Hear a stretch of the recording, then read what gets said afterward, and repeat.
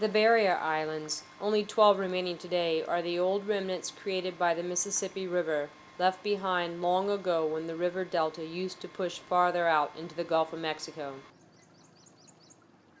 Plans are in place to use concrete riprap, meaning big pieces of broken concrete, to restore the barrier reef, allowing the oyster shells something to attach to, and within about 20 years you won't see any concrete. It's just going to be totally encrusted oyster shell on top of oyster shell on top of oyster shell. This sounds good, but it's amazing how much we have protected the environment without really a whole lot of public awareness, or even in the broad picture of things, public concern.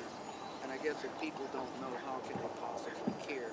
So people log this area out.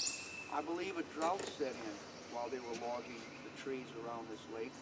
It lowered the water enough that when they got to this point, it was too shallow to be able to float these logs out, so they didn't cut these trees. Why would they have cut the deep water and not the shallow water? I mean, it's possible that somebody was preserving some trees for future use. 1/3 of the 6,000 square miles of wetlands has disappeared over the last century solely due to human interference.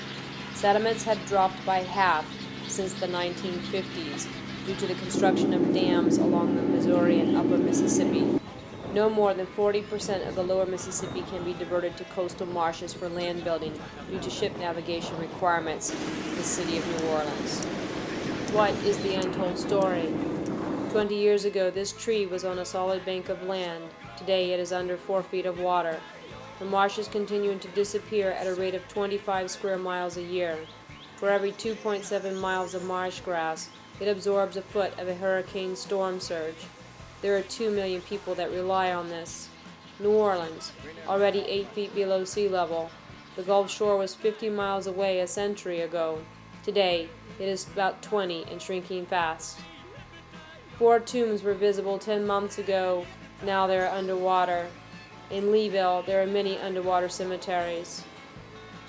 You see those kids swimming along the bayou? We used to play baseball right there. That was home plate where they're swimming.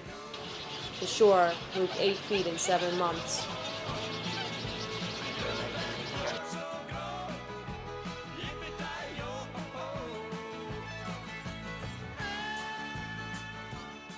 Louisiana's only hope is a proposed 95-mile-long controlled diversion of the lower Mississippi River, essentially an earth ditch on a colossal scale, which would bring as much as 1/3 of the lower Mississippi's flow down what is called the Third Delta Conveyance Channel.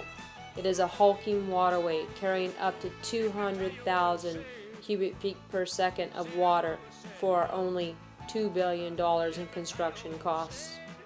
What has taken 7,000 years to create, in another 10 or 20, it will all be destroyed.